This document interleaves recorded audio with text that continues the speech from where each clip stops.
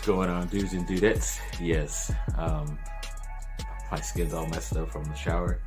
This thing reminds me of like Drew Brees, so I guess I have whatever the heck he has on his. I don't know what it is, what his situation is, but yeah, my skin is on the fritz after my shower and just what the weather is out here, but I'm sure we could all get through it. So yes, when it comes to some of the stuff that's happened over the weekend, not that much stuff, but there's a lot of stuff happening on Tuesday, so I want to get this in before, so I don't know if I'm going to put the two videos together or upload them separately, but I guess you'll just have to wait and see.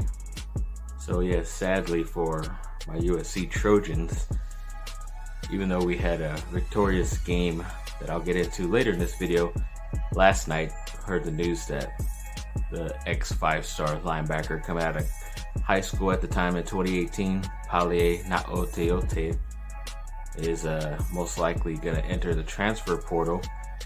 And it sucks just because he was one of the very talented players USC has gotten. But even if you looked at those stats, like only like 107 tackles and certain other stats over like 2.5 years is probably really not that great for a middle linebacker type of player.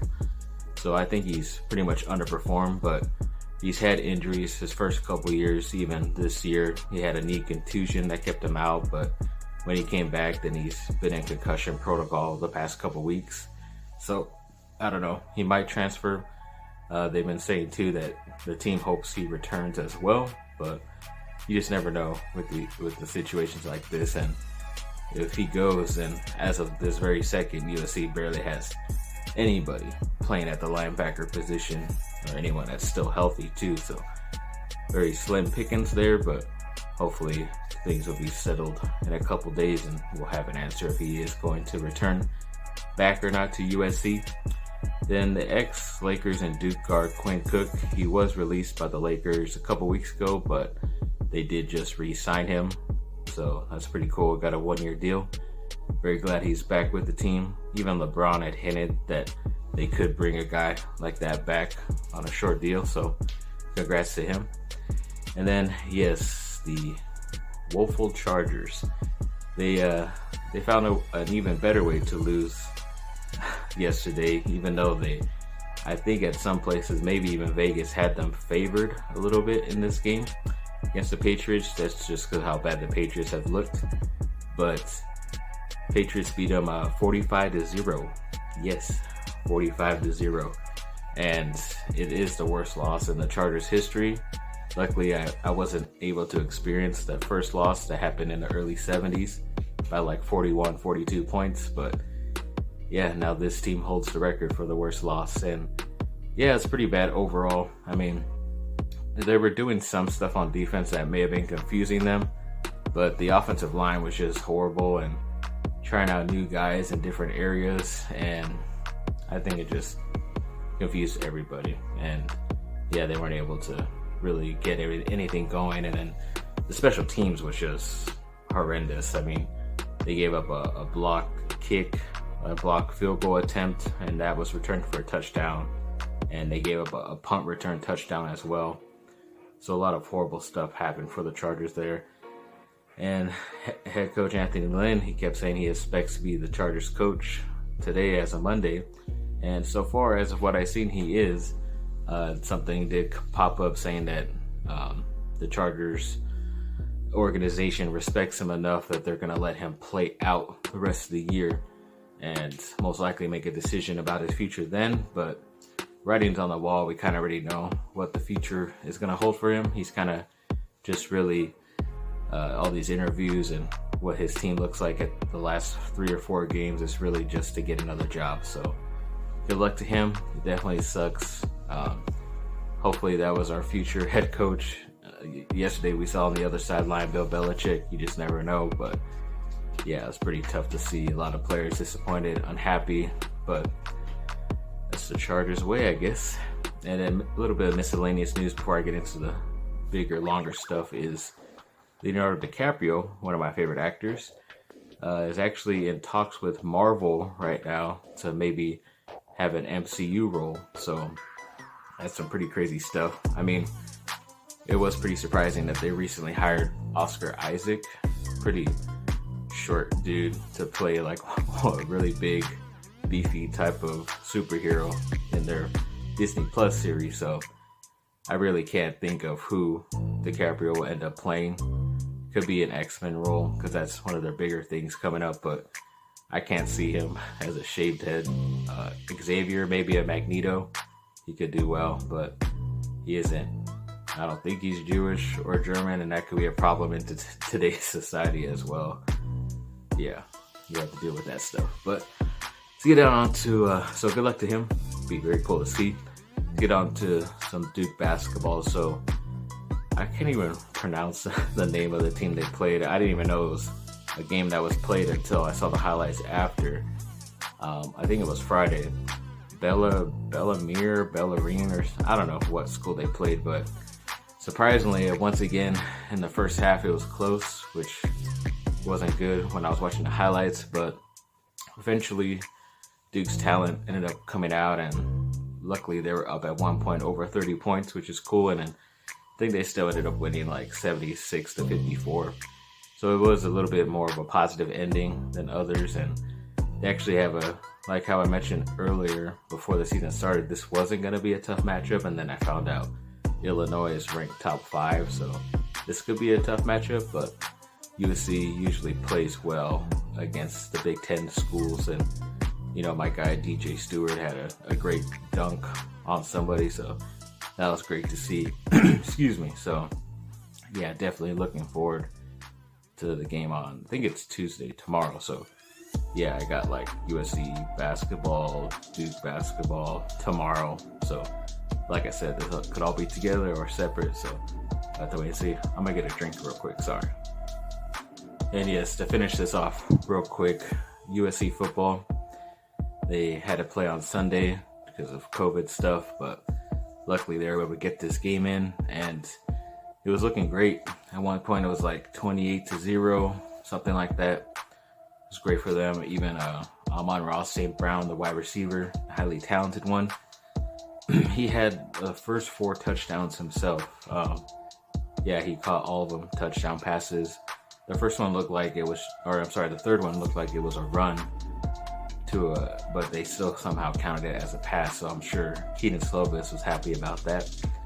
But yeah, he just went off, and it was great because they said that the defense was playing man-to-man, and when you do that against this type of offense, you can kill him like that, and of course it was just his day to shine, even though he had not caught a TD this whole entire year, which is crazy, but definitely glad for him.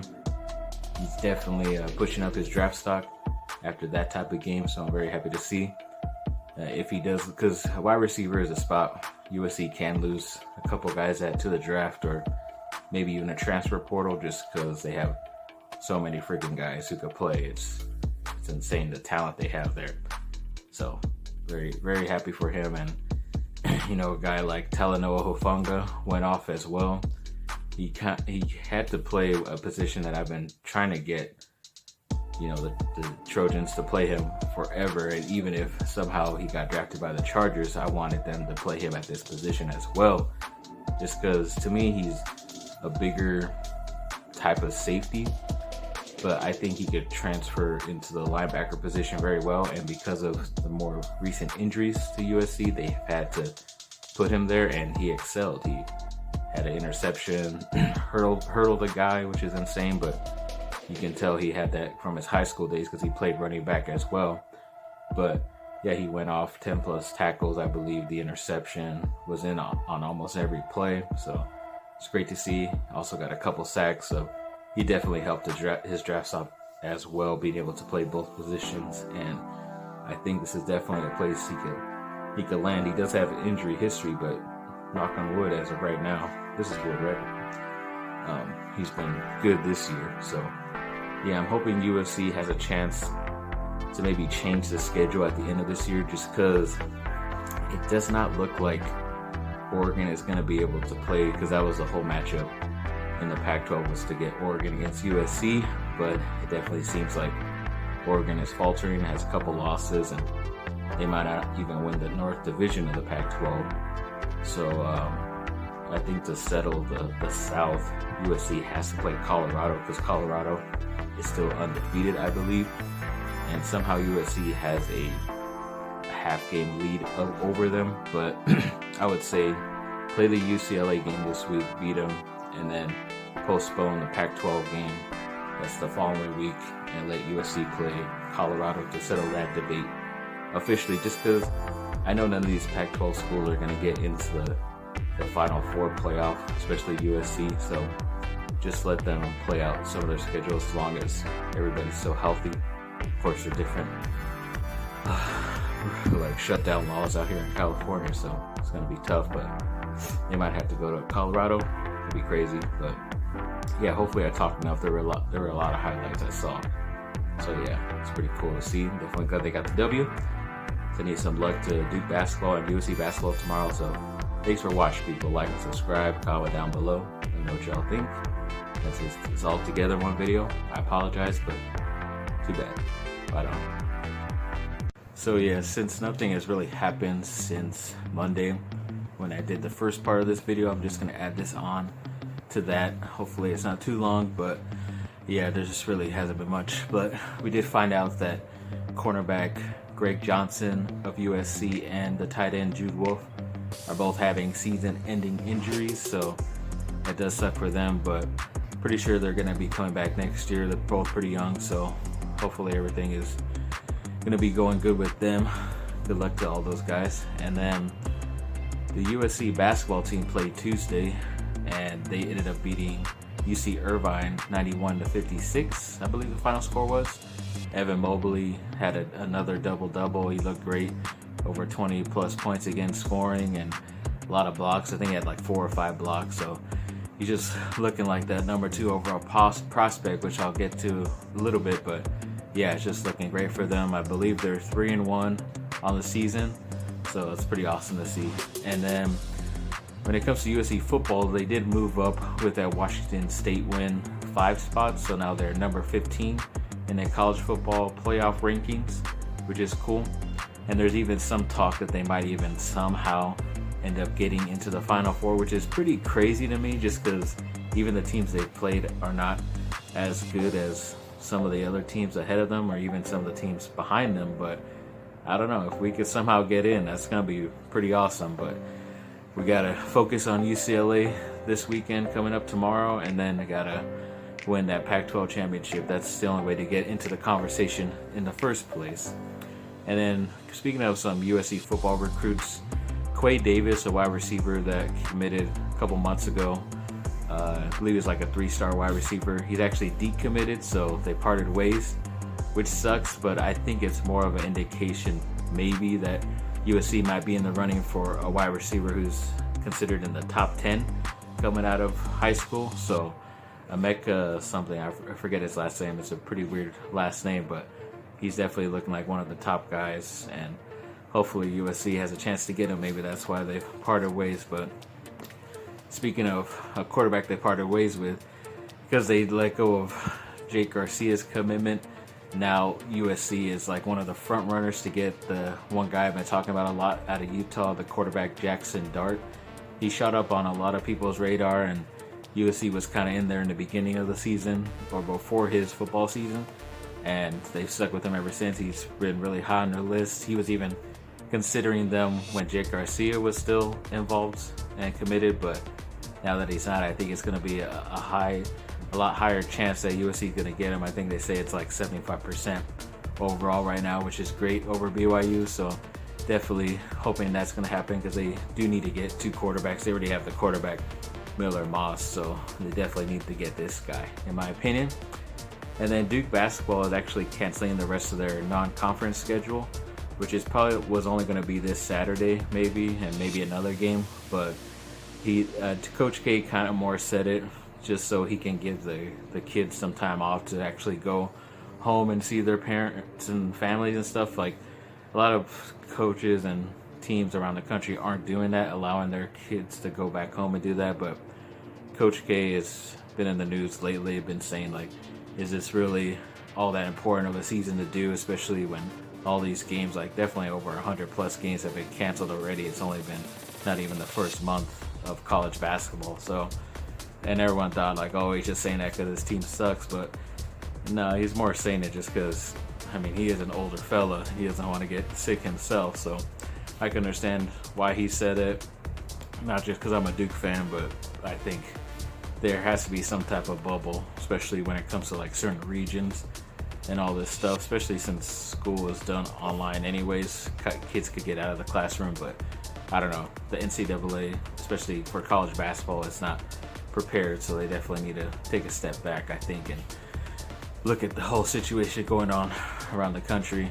And then, yes, tonight the Lakers play their first preseason basketball game, which is crazy to even think. It's been like barely, not even 2 months, but yeah, they're playing the first one. But of course, LeBron and Anthony Davis aren't going to be playing. You expect that. I don't even think they're going to play more than like maybe 10 minutes in these first couple of preseason games right before December 22nd when they open up against the Clippers. So yeah, definitely looking forward to just seeing the guys play today. Been a while since I've seen them, but yeah, it's definitely too early for NBA basketball. They should have definitely pushed it back to January, no matter if you're missing out on $500 million.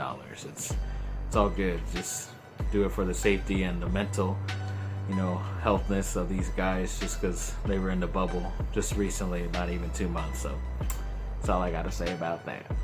And to finish up this video real quick, so yes, when it comes to way too early mock draft for the NBA, I believe right now out of the top 10, Evan Mobley of USC is going number 2 overall, which is cool. And then Jalen Johnson of Duke is going number 7. So well, hopefully we get a couple more guys in from Duke in the top, but we'll have to wait and see about that. And then when it comes to Pau Gasol, he's been definitely saying a lot that he would love to rejoin the Lakers, but not only as like a bench spark or whatever. He wants to actually be able to contribute on a team instead of just being like a prize at the end of the bench, so the fans could look at him on the bench, whatever, see an ex-Laker. But yeah, I don't know if he's gonna be able to contribute that much, being close to 40. But he did put out like a recent workout video that people were excited about. I haven't watched it yet, but Lakers are even talking about bringing back Trevor Ariza, who's with OKC right now, but they're kind of waiting for more of a buyout because they don't really have draft picks or capital as far as players to send to them. So they'll definitely be in the market whenever he's bought out and all that stuff, no matter what part of the season. So that'll be pretty cool to see that guy come back with the Lakers as well. And then when it comes to the Chargers, they have designated running back Justin Jackson to return, which means within the next 3 weeks he can be brought back and be able to play on the team. But if he's not, then he has to stay back on IR. But there's only 4 games left, so pretty much he's probably going to get an opportunity to get into 2 of these, but we'll see how healthy he is. It's not like it's going to help him win, but maybe it'll help him try to get a contract somewhere else. But we'll hopefully see what he can do. Probably not going to do that much, like I said. And then when it comes to the NFL draft next year, they did a mock saying that the Chargers would select the number 1 tight end. In my opinion, and a lot of other people's opinion, Kyle Pitts out of University of Florida. He's great. I always was kind of worried just if people were going to pick him in the first round because he scores a lot of touchdowns. So he definitely averages like 1.5 a game. So he's either close to 2 or definitely 1. But I always thought maybe he's not a good run blocker, but he turns out he actually is. So he's definitely one of the better talented tight ends coming out. I just don't see them picking a tight end at number 4 when they have so much more needs. I think you could trade back a couple spots, maybe get another draft in the another pick in the first round or maybe second round, and definitely you got to shore up the offensive line. I think there's definitely like 10 to 15 guys that the Chargers could draft throughout the first 5 rounds for offensive line that can definitely reassess that position like automatically. So it'll be way better than what they have. But who knows what they're gonna do. I know they're gonna get an extra draft pick for Phillip Rivers, but I don't think that's enough. I think if you wanted a guy like Pitts to replace Hunter Henry, so you don't have to repay Henry, then move back a couple spots, I think you'll still be able to get Pitts, and maybe you'll get another first-round pick and take one of the top offensive linemen or another position maybe on defense that you need. So I think that's the way to go, other than what this person mock draft is pretty crazy. And then Trey Pipkins, the third, one of my favorite draft picks, especially in the third round that they've had done in the past couple years. The Chargers was put on the COVID list, so he's not going to be playing for at least a couple weeks. That's the one positive thing for me as a Chargers fan. I just don't believe in this guy. It's a lot of the guys they've drafted I don't believe in, or they've selected them in the wrong place. So I don't know what they were thinking with that, but that's just what we got to deal with right now. And then ending with some miscellaneous news. Yes, it's been official that Howard Stern is going to come back for another 5 years with Sirius.